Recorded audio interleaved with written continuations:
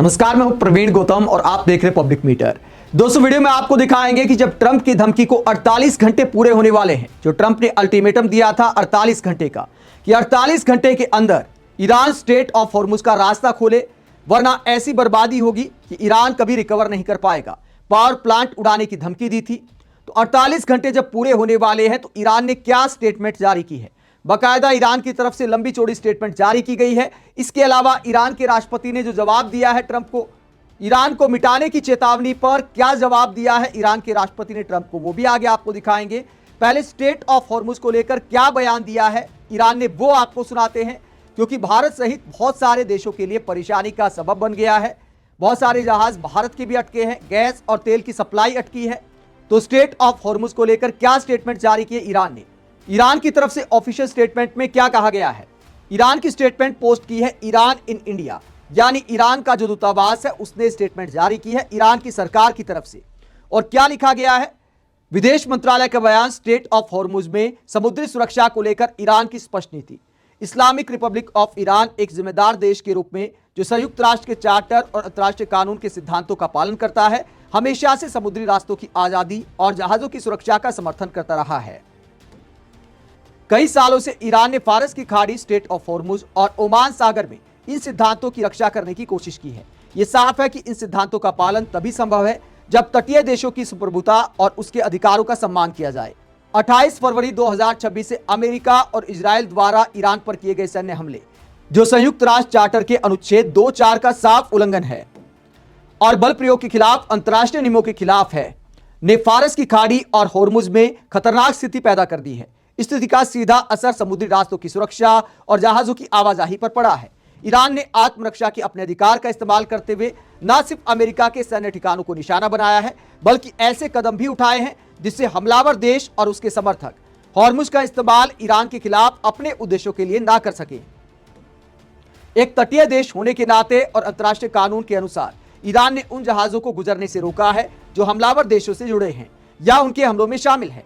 साथ ही ईरान ने जिम्मेदारी दिखाते हुए ऐसे एहतियाती कदम भी उठाए हैं जिससे फारस की खाड़ी, हॉर्मुज और ओमान सागर में जहाजों और नाविकों के लिए अतिरिक्त खतरे ना बढ़े। इसलिए जैसा कि बार बार कहा गया है कि स्ट्रेट ऑफ हॉर्मुज बंद नहीं है और वहां जहाजों की आवाजाही रुकी नहीं है। हालांकि वर्तमान युद्ध जैसी स्थिति को देखते हुए वहां से गुजरने के लिए कुछ जरूरी नियम और सावधानियों का पालन करना होगा।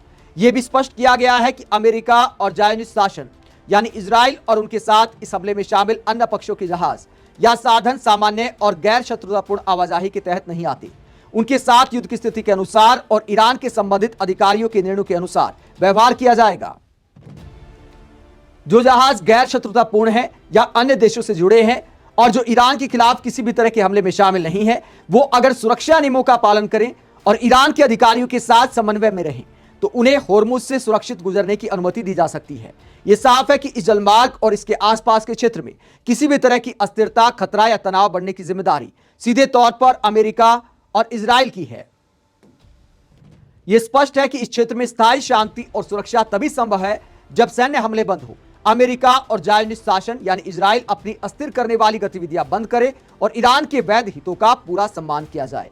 तो इस स्टेटमेंट से जो समझ आता है वो इतना समझ आता है कि अमेरिका, इजराइल और जो भी खाड़ी देश जो अमेरिका को बेस दे रहे हैं ईरान पर हमले के लिए, उनके लिए रास्ता बंद है और बाकी देशों के लिए जो नियम शब्द का इस्तेमाल किया, इसमें थोड़ा सा घालमेल दिखाई देता है। अब खबरें यह भी आ रही थी कि ईरान टोल मांग रहा है, करोड़ों रुपए टोल देना होगा एक एक जहाज को निकालने के लिए। इस तरह की खबरें भी सामने आई थी। तो नियम शब्द में क्या यह भी आता है? यह ईरान ने क्लियर नहीं किया है। तो ईरान के इस बयान में यह बात क्लियर नहीं है, जो थोड़े बहुत सवाल खड़े करती है। लेकिन यह कहना कि बाकी देश गुजर सकते हैं थोड़ा सा लचीलापन को दिखाता है। अब देखना यह होगा कि आगे क्या शर्तें सामने आती हैं।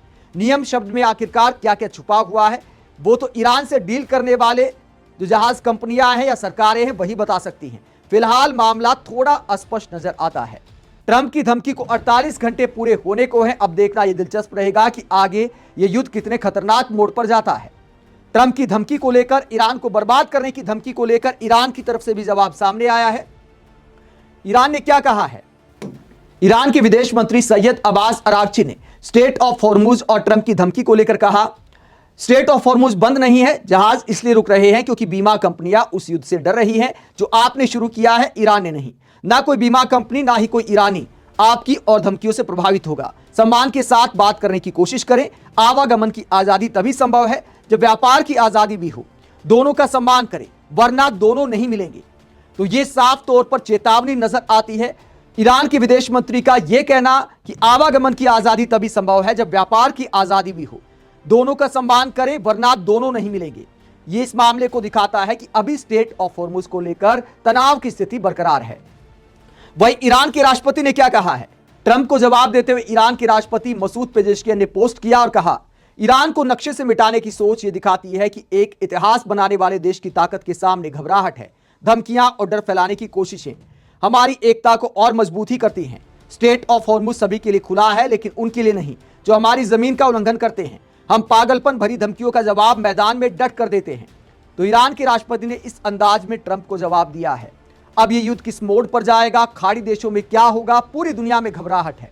पूरी दुनिया के शेयर बाजार हो या फिर गैस तेल की कीमतें हो, सब में उथल पुथल मची है। आप इस पूरे मसले को लेकर क्या सोचते हैं? कमेंट बॉक्स में अपनी राय जरूर दें। साथ ही चैनल को सब्सक्राइब भी करें। नमस्कार।